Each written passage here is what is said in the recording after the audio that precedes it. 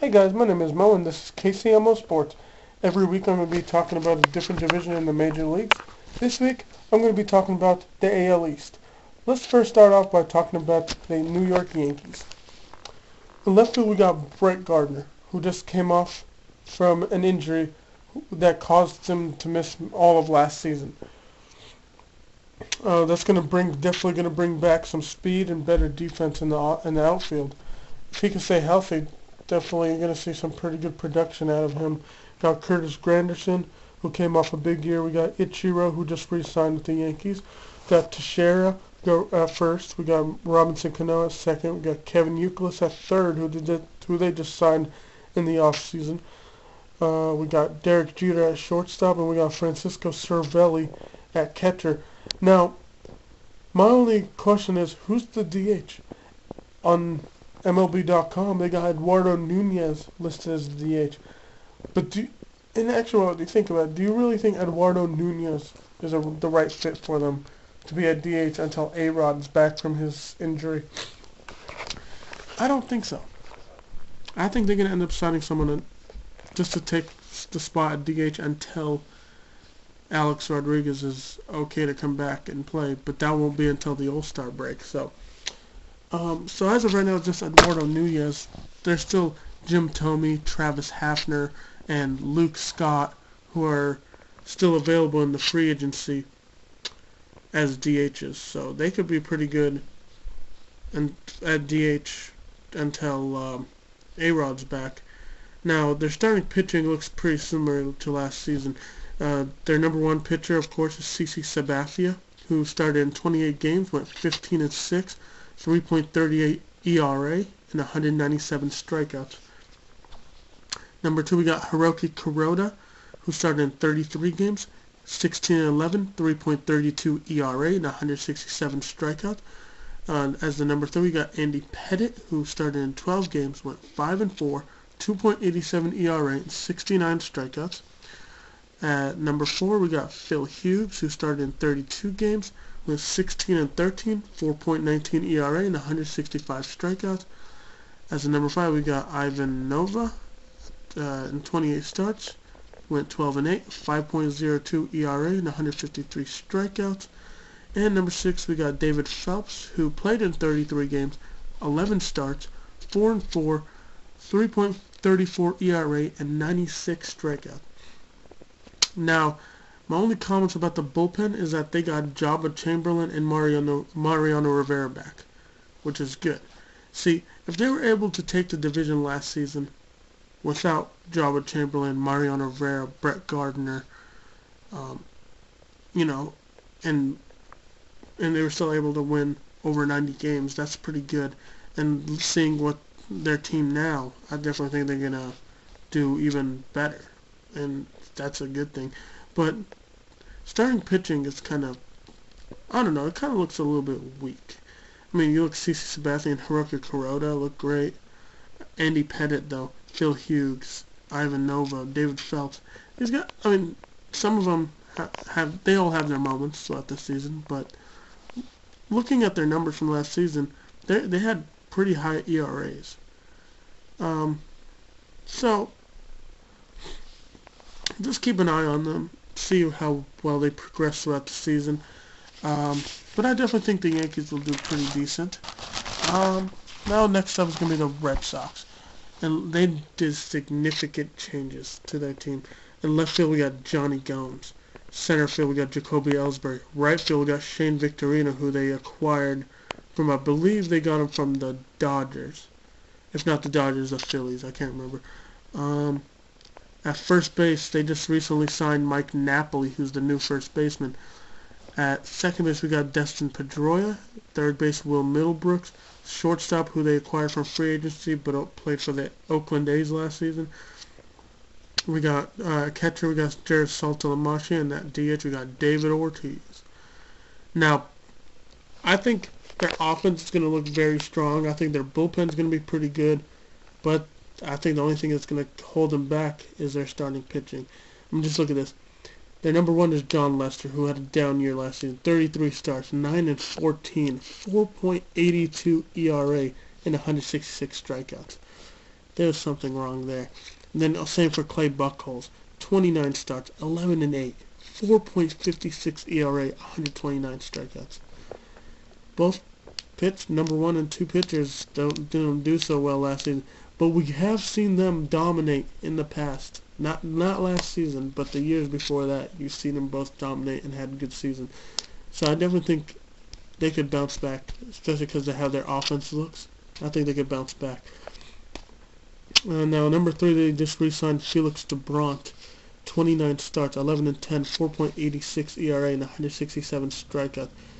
Pretty similar stats, almost, to Felix DeBrant, or to John Lester, I mean. Like the ERA, the strikeouts. Just the record is a little bit different. The number 4, we got John Lackey. Did not play in 2012. I believe it's because of injury. He is back. I think he could be a pretty solid number 5 starter. But anything other than that, I don't think he'll do any better than number 5. Maybe number 4, but that's at best. Number 5, a great offseason addition to their starting rotation. Ryan Dempster, 28 starts last season, 12-8, 3.38 ERA, and 153 strikeouts. And as number 6, we got Franklin Morales, 37 games, 9 games started, 3-4, 3.77 ERA, and 76 strikeouts. Only comment I have for the bullpen is that they just added Joel Hanrahan as the new closer, who they got from the Pirates, who did it pretty amazing, especially playing on a team like the Pirates, who didn't have as many wins. So being able to get that many saves with a team that's not very good, that's really good. So Joel Hanrahan's going to help him out big time as their new closer. Next up, the Blue Jays, also another team that did a lot of significant changes. In left field, we got Melky Cabrera, who got released by the Giants after the World Series. In center field, we got Colby Rasmus. In right field, we got Jose Bautista. At first base, we got Edwin Encarnacion, who came off a big season. He did great last season, I can tell you that. At second base, we got Emilio Bonifacio, who they acquired from the Marlins. At third base, we got Brett Lowry. At shortstop, we got Jose Reyes, who they also acquired from the Marlins. At catcher, we got J.P. Arancibia. And at DH, we got Adam Lind. At the starting pitching, they did a lot of great changes there. As their number 1, they got the National League Cy Young winner, R.A. Dickey, who played in 34 games, 33 starts, 20-6, 2.73 ERA, and 230 strikeouts. As their number 2, they had Josh Johnson, who they acquired from the Marlins. But he did have a down season, just like John Lester and Clay Buchholz. He did not do as good. 31 starts, 8-14, 3.81 ERA, and 165 strikeouts. Now, I definitely think he'll bounce back because the offense looks great. As the number 3, you got Mark Burley, who did pretty decent last year, especially at his age. 31 starts, 13-13, 3.74 ERA, and 125 strikeouts. At number 4, they got Brandon Morrow at 21 starts, 10-7, 2.96 ERA, and 108 strikeouts.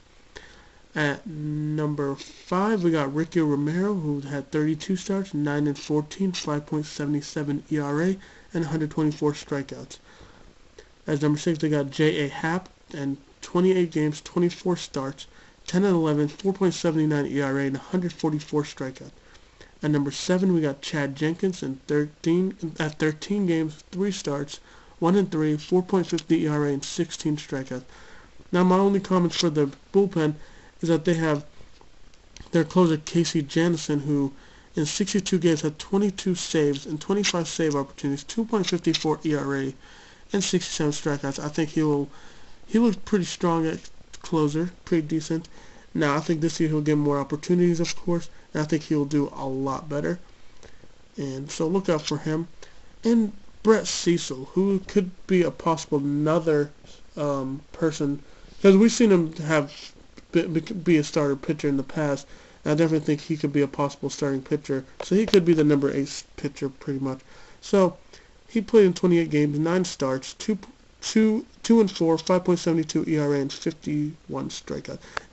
Okay, now to the Baltimore Orioles. who did not make very many changes, except to maybe to the starting rotation.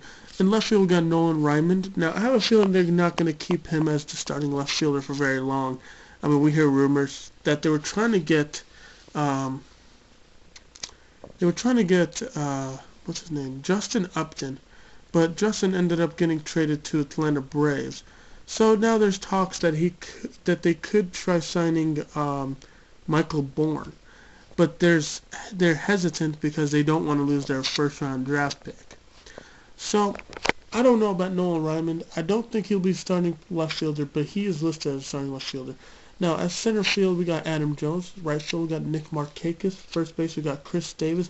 Second base, we got the young Ryan Flaherty, who's probably going to be a really good addition to the team.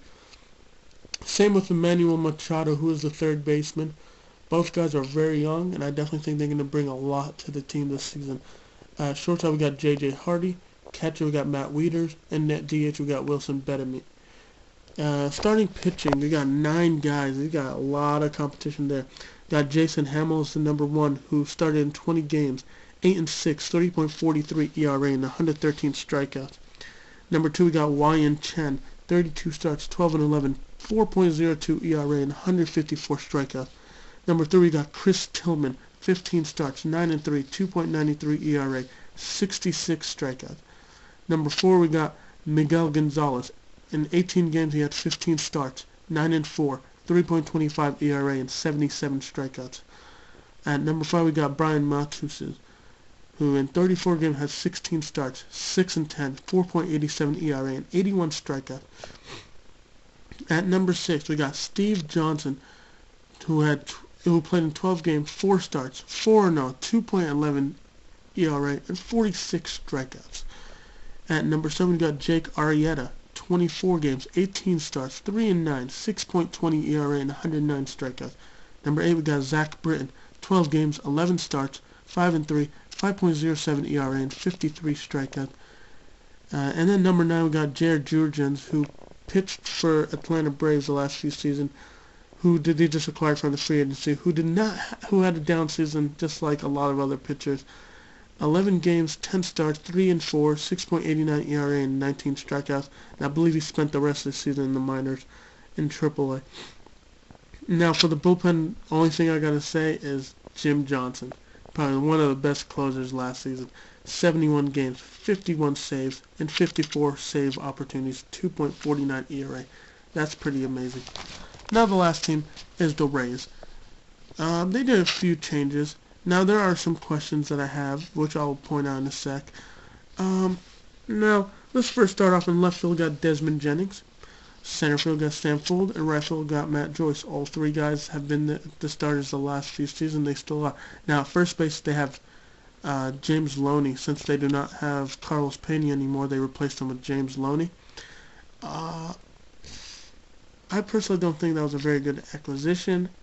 I mean, as you see, James Loney's stats aren't as good anymore. But he does bring veteran leadership to the team, so I do see some upside there. At second base, we got Ben Zobrist. Third base, we got Evan Longoria. Shortstop, we got Yunel Escobar, who they acquired, I believe, from... Who did they get him from?